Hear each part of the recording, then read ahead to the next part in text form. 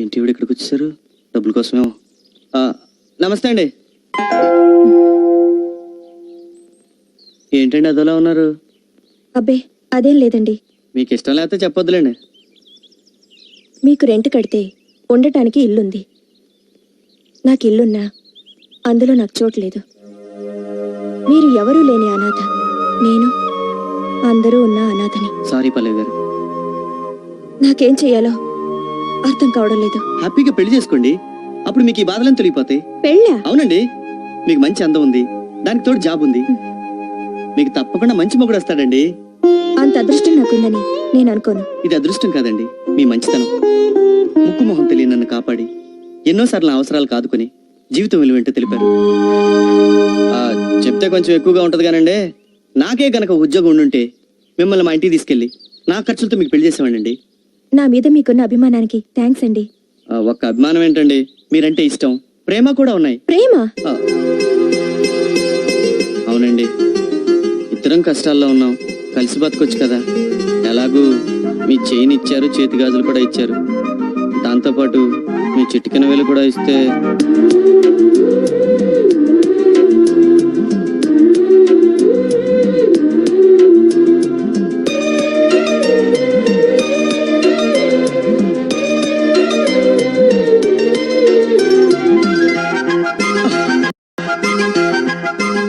Thanks పల్లవి.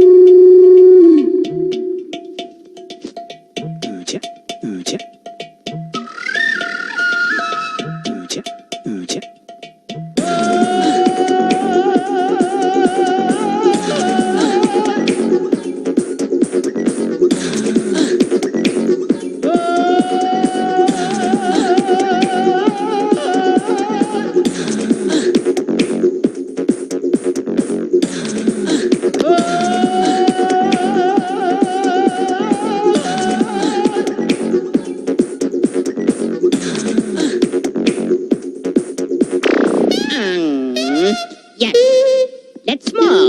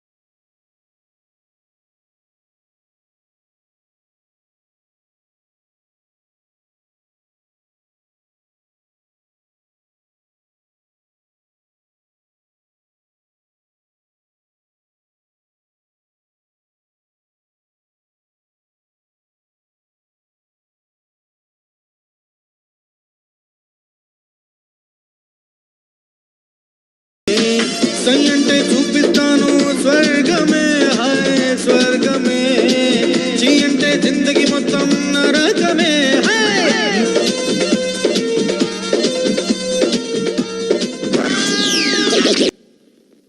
అక్క రామ్మా, ఈ నెల అద్దె ప్రతి నెల 1వ తారీఖున కరెక్ట్ గా అద్దె ఇచ్చేస్తావు. కానీ మా ఆయనకి చెప్పకండి అక్క.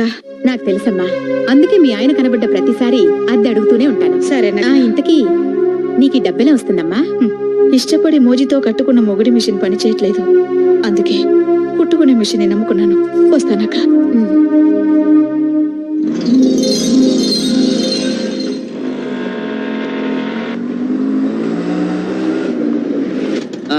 ఇదే ఇల్లు. ఆపి.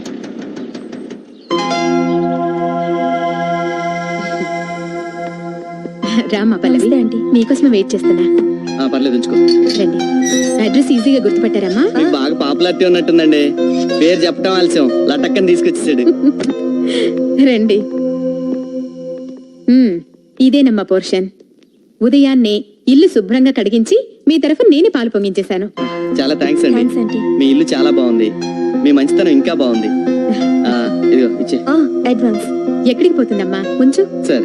కొత్తగా పెళ్ళైంది కదా, ముందు ఇంటికి కావాల్సిన సామాన్లు కొనుక్కోండి. మీదెంత విశాల హృదయం అండి. వస్తానమ్మా. వస్తాను బాబు. అలాగే. ఇది హాల్. అది బెడ్రూమ్. పద.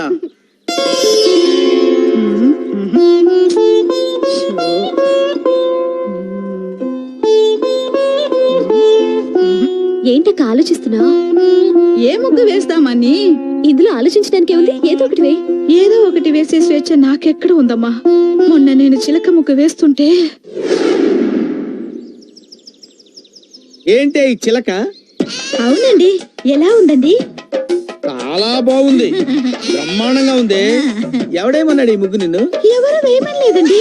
ఎవరు వేయమనలేదండి. ఎవరు వేయమనకుండా నేను ఒక్కదాని వేసే ఇండిపెండెంట్ డిసిషన్స్ తీసుకుంటున్నావు అన్నమాట. ఏంటి మాట్లాడమే? సతీ సావిత్రి కట్టింగ్ లేవుక చిలక ముగ్గేసి చిలకలాగా ఎవరితో ఎగిరిపోదాం అనుకున్నావా? ఏంటండి మీరు అనేది? ఇది చాలా అన్యాయం అక్క. నిన్నటికి నిన్న గులాబీ ముగ్గు వేస్తే సూపర్. గులాబీ పువ్వు బ్రహ్మాండంగా వేసావే. ఎవరు నేర్పాడా నీకు? మా బామ్మ. బామ్మ అంటే మీ అమ్మకి అమ్మన్నమాట. నువ్వు చిన్నప్పుడు ఉగ్గు పాలతోనే నేర్చుకున్నావే మగోడిని ముగ్గులేసి ముగ్గులోకి లాగటం. ఏంటండి మీరు అనేది?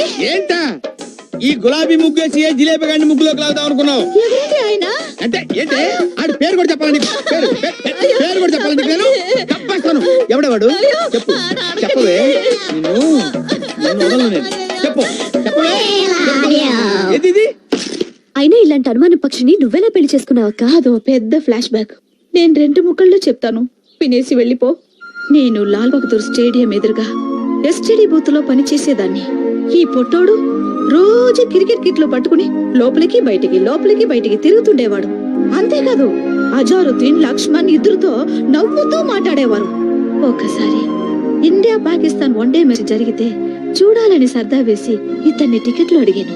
పెవిలియన్ లో ప్లేయర్స్ పక్కనే ఫ్రీగా కూర్చోబెట్టి కాఫీ టీ కూడా ఇచ్చారు. తర్వాత ఐ లవ్ యూ అన్నారు. ఇతనేదో పొడి చేసే ప్లేయర్ అనుకుని నేను ఐ లవ్ యూ అనేసి పెళ్లి చేసుకున్నా. తర్వాత తెలిసింది ఈడో క్యాంటీన్ లో కాఫీ టీ అమ్ముకునేవాడని. అయ్యో, ఎంతగా మోసపోయావు అక్క. గుడ్ మార్నింగ్ అక్క. Good morning. నా పేరు పల్లవి. నిన్ననే మీ ఎదురింట్లో దిగాం. మీ ఇద్దరి గురించి శ్రీకన్య ఆంటీ చెప్పారు. అలాగా? కొత్తగా పెళ్ళైందమ్మా? అవునక్క. జాగ్రత్త. దేనికక్క? ముగ్గు వేసేటప్పుడు ఏ ముగ్గు మీ ఆయనకి ఇష్టమో ముందు అది తెలుసుకుని వేయమ్మా. పల్లవి కాఫీ పెట్టాను, వేణీలు కాసాను, పళ్ళ పని కూరగాయలు కూడా వచ్చా. అక్క, మా ఆయన చందు. నమస్కారం అండి. నమస్కారం అండి. హలో. ఏం బాబు, కాఫీ నువ్వే పడతావా?